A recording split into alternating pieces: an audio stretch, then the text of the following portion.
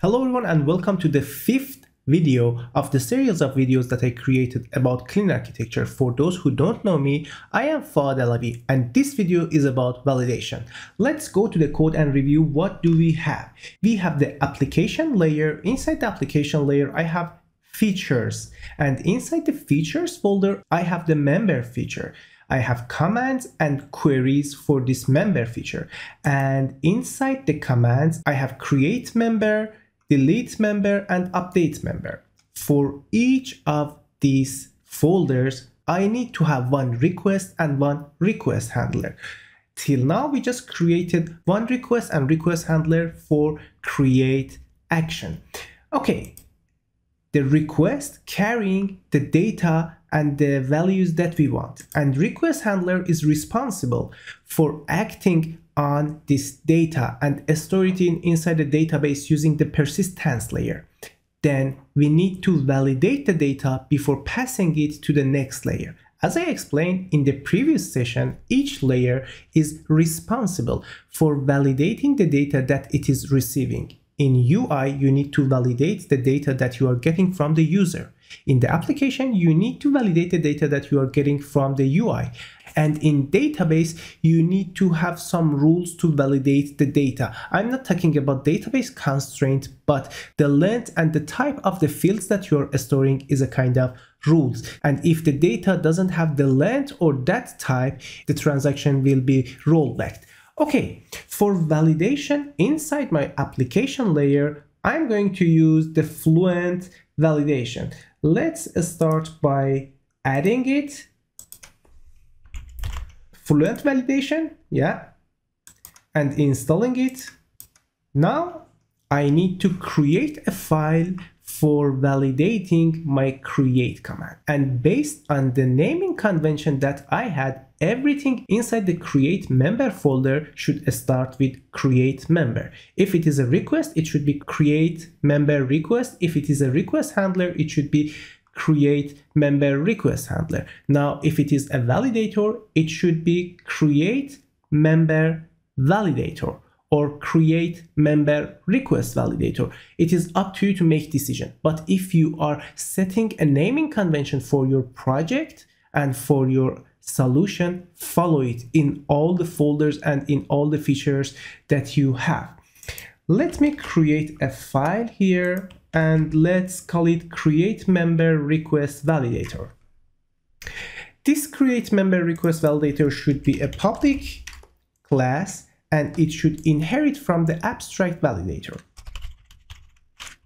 Abstract validator is a class from Fluent Validator and it accepts a type. The type that it accepts is exactly the type that we want to validate. Let me go back to my request handler. We are receiving a request from the type create member request. Then if we are going to validate the data inside this request parameter, we need to tell the validator the type that we are going to validate is create member request. And as you can see here, Visual Studio is suggesting it to me as well. Good. And we need to create one constructor for it. And inside this constructor, we can type the validations or the domain model rules that we want. Validations for entities and for domain models are the same as the rules that we have for domain model. Can you remember in the first presentation, I said that we have two types of rules. One is for application business rule and the other is the domain business rules. Then validation is the check for the domain business rules. Let's start with writing our first rule. The first rule, if we want to create a rule, first I need to say this rule is for what? Rule for. And then I'm going to tell it that this rule is for, as an example, first name. And then I can say it should not be null. Then it is a rule, not null. And it should not be empty. Not empty. And if you want to return a message in case that this is empty, you can say with message Fine, and you can write a message here. Something like this property is required. Property name between the curly braces is a string placeholder, which means that in the compile time, if the Fluent Validation is going to write this message for you, it is going to replace the name of the property, which is in my case first name, with this placeholder. And what you will see is first name is required. What else do I want? I want to set a max length for it, because the length for the name should not be more than 50. I'm not sure, maybe in your case you want to restrict it to 25, but let's stick to 50 just to be sure. And I'm going to create a message for it as well. With message like that, the property name must be fewer than 50 characters. And it is all. You can create all the rules that you have for your domain model. Let me paste the rules that I created and compare them and discuss them one by one. I need to have exactly the same rule for the last name. The last name should not be empty, should not be null, and the maximum length should be 50 with the same error message. For the email, it should not be empty, null, the max length should be 50, and it should be email address. And if it is not with the email address format, it will show a message that this field, which is email, must have the correct email format. For the phone number, the max length should be 12, and for the postal code, the length should be 7, because here in the Netherlands we have the postal code in the format like 4 digits and a space and 2 letters. Then in total it should be 7 characters. Fine, I have it, and now it is time to go back to my handler and start using it. I am going to create one validator and create it from my create request validator.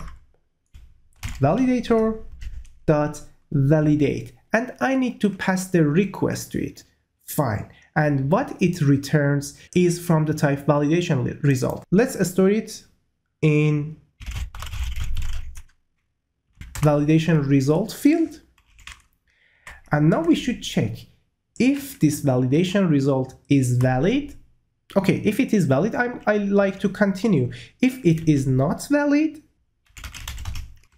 I want to throw an exception. My personal preference for having a clean code is if something should be checked, if it is false, just write it equal false. For true, I'm not going to write that, but I'm not going to use not sign.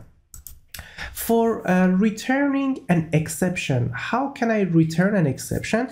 Maybe something like that. Throw new invalid operation exception. No, it is not the exception that I want to return, because this exception has a definition, has a meaning. If I'm going to throw an exception, I have to create the exception that I want, and this exception can be passed between the layers. Then we have a class which is going to be used here and in some other classes. Then the best place to store it, the best place for the file to be placed is inside the application project. Let's create it something like bad request exception. The name should be like that, bad request with capital R, and create it. Visual Studio tells me that it can create it in new files. Okay, let's create it in new file, and if I go there, I can see that it is a class, serializable class. Nice. From type exception, it is inheriting from that. It accepts a message. It is exactly what I want. Let's get rid of these two constructors, format it, and go back to my handler. Now I need to pass one string to it, something like something went wrong. I'm not really good in typing messages like that and choosing name for my fields and properties. But this exception, placing it here is not a good idea. It is better to have one specific folder for my exceptions. Let's create a folder and call it exceptions. And then I can just move this file to my exceptions folder. And if I run the code, I will see that I have no error here because when I moved, oh, I have one. I just wanted to say when I moved it, Visual Studio is going to create the using for me, but apparently it is not going to do that for me. Let's use this using library and application exceptions. Now I can create an exception with just something went wrong message, but I need to store some more informations in it. As an example, if this request object is not valid, I need to inform my end user that what went wrong, what field should be changed. As an example, if email doesn't have the correct format, I need to notify him. Then I should pass some more information to it. What information can I send here? Let me see. As an example, the validation result, I can convert it to dictionary, and it says that convert the validation results error collection into a simple dictionary responses. It is exactly what I want. And here I can just use Visual Studio to create another parameter in the constructor that I have. Let's go there. It is exactly what I want. The dictionary has a key and accepts an array of values, because we can have more than one rule for each of the properties that we have. I need to store this data, this error, somewhere in my exception class, because eventually I'm going to print it out for my user. Let's first rename it, maybe something like errors. Good. And create a property for that. This is a property, then I can have access to it from outside of this class when an error occurs. And it should be a type of dictionary, a string, an array of strings. Okay, fine. Let me close everything and go back to my request handler. Inside the request handler, my method is almost complete. The only thing I need to change is returning a value. For returning a value, I can say return item to add, because behind the scene, when we are passing an object to Entity Framework to store it inside the database, after storing the item in database, Entity Framework will fetch the ID of that entity. Then you don't need to query to the server again just to get the ID, and you can return it here. Now that we are talking about ID, let me go to the base entity that I have. In the previous videos, I saw it and it is really messy. Let's reformat it something like that, because it is better to have ID created by, creation date, modification date, and modified by in order. Let me build my code and be sure that everything is working and correct. Yes, 5 successful builds for my project. It was all I prepared for today's session. The challenge for next video is completing the commands, which means that you need to complete the delete member and update member. The hint is, for update, you need to have exactly the same structure. You need to have a request, you need to have a validator, and you need to have a handler. But for delete, maybe you don't need all 3 of these files. Create it, and in the next video I'm going to explain how I did that. If you faced any kind of questions, just let me know down below in the comments.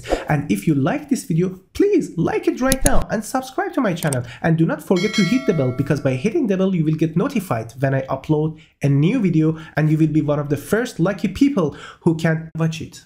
Enjoy your life as a developer and keep practicing.